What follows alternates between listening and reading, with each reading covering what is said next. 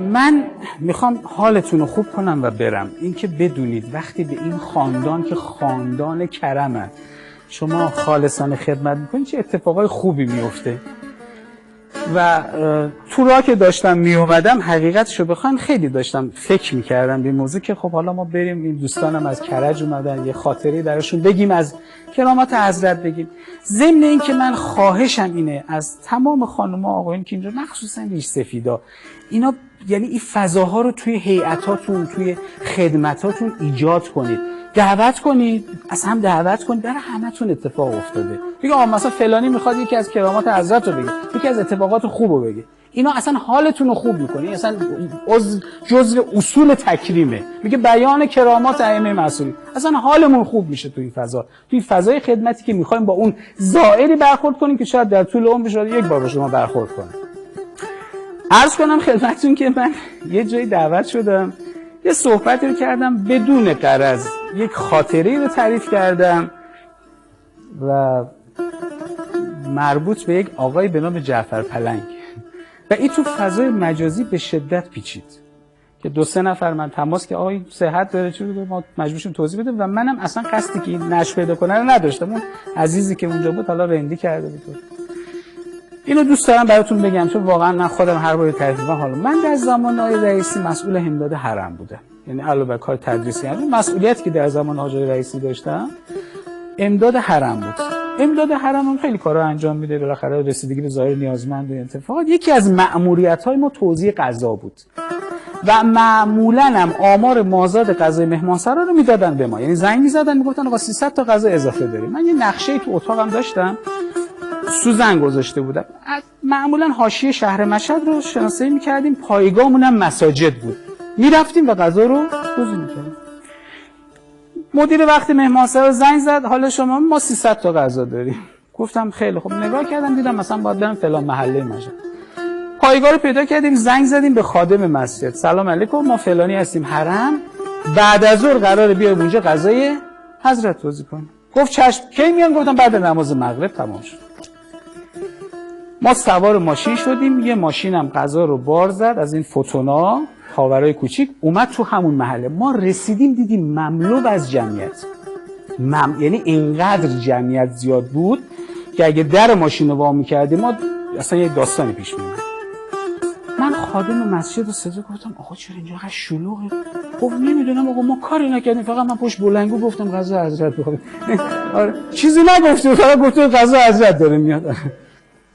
گفتم آخه چرا حاج آقا اینجوری اطلاع رسانی که نمیشه؟ نمیدونم اصلا.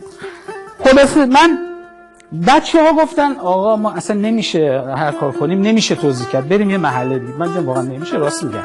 یعنی اگه در ماشین رو ما باز می‌کردیم هر چی هم سعی کردیم اینا رو نذر بدیم نشد، درگیری شد، دعوا شد، جیغ شد. خلاص ما گفتیم بریم. اومدم که برم اینی که میگم رو تصور کنید. یک دختر بچه پشتش دیوار سیمانی بود.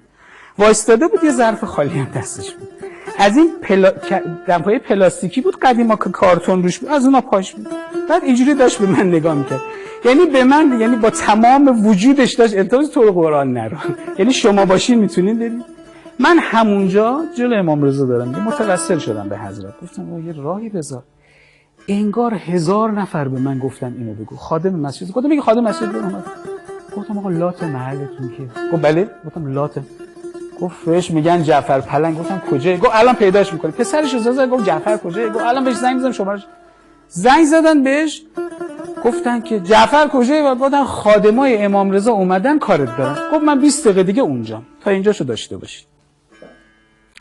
من وایساده بودم، دیدم یه آقایی از دور موتور آپاچی قرمز، شلوار سبز 6 جیب، یک پیرن مشکی، از دستمالی عزیزم دور گردنش بود، اومد موتور جک زد اومد پایین. از راه گفت مخلص خادمای امام رضا، همینجوری.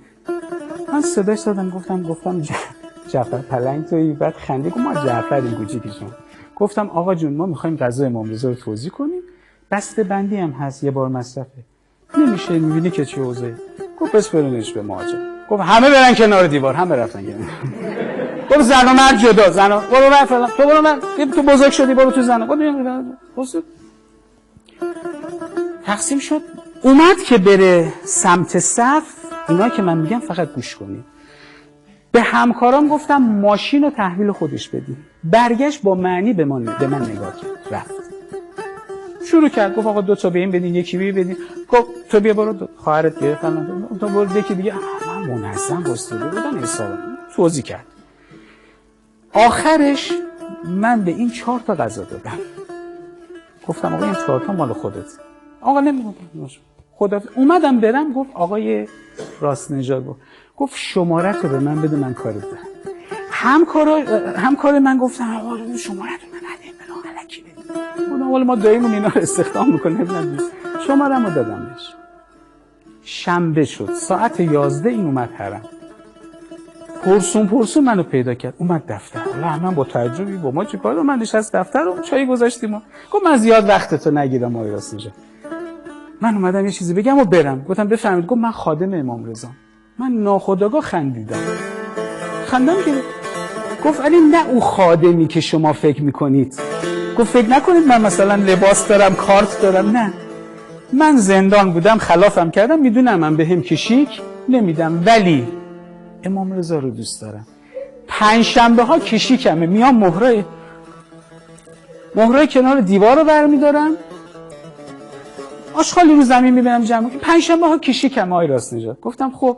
گفت این 5 شنبه آمدم کشیک. همینجوری هم حرف میزنم. گفت رفتم دیدم نزدیک مهمانسرا. یک دفعه یاد خواهرم افتادم. یه خواهری داره معلوله. گفت بذار ببینم میشه برم برای یه غذا بگیرم. میگه رفتم جلو. حواستون باشه اینا که شما مراجعه میکنید. میگه رفتم جلو یه دفعه برداشتم به این خادم جلو مهمانسرا که وایساده بود گفتم آقا ببخشید یه غذا حضرت آقا برو عقب اینجا من هست. میگه من اومدم عقب با تعجب چه برخوردیه. میگه رفتم سمت همکارش که از اون بپرسم با گوش خودم شنیدم به همکارش گفت مواظب باش جیب کسی رو نزنی. میگه با تشر برگشتم سمت اون ناراحت. صدامو میخواستم ببرم بالا دستمو ببرم بالا گفتم لعنت باشه تو حرم امام رضا منم کیجی کردم.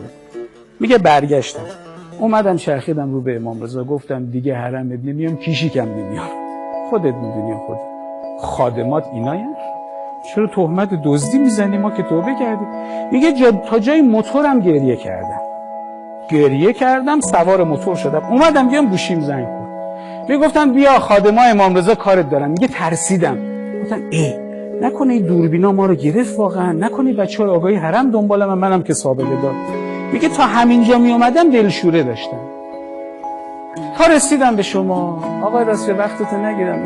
یادت به من چی گفتی؟ گفتم نه. تو گفتی ماشین رو تحویلش بدیم. گفت من از امام رضا یه غذا می‌خواستم ماشین رو تحویلم داد. گفت من از امام رضا یه دونه غذا می‌خواستم تو 4 تا بهم دادی. من اومدم فقط بهت بگم امام رضا خیلی مرده. رفتم هم گفتم غلط کردم کشیدم من میام. من میخوام به شما اینو بگم این دیگه مصداق بارز رأفت حضرت رضا علیه السلام. چجوری دیگه این خاندان و این خانواده خودشونو معرفی کنن؟ چجوری بگن ما هستیم؟ چجوری آدرس بدن؟ پس منی که این لباس رو تنم میکنم میخوام خیلی باید حواسم باشه. خیلی میگه زندگی بافتن یک حالیست نه همان نقش و نگاری که خودت میخواهی نقشه را اوست که تعیین کرده تو در این بین فقط میبافی. نقشه را خوب ببین خوب بباف نکند آخر کار حالی زندگی اجرا نخرد.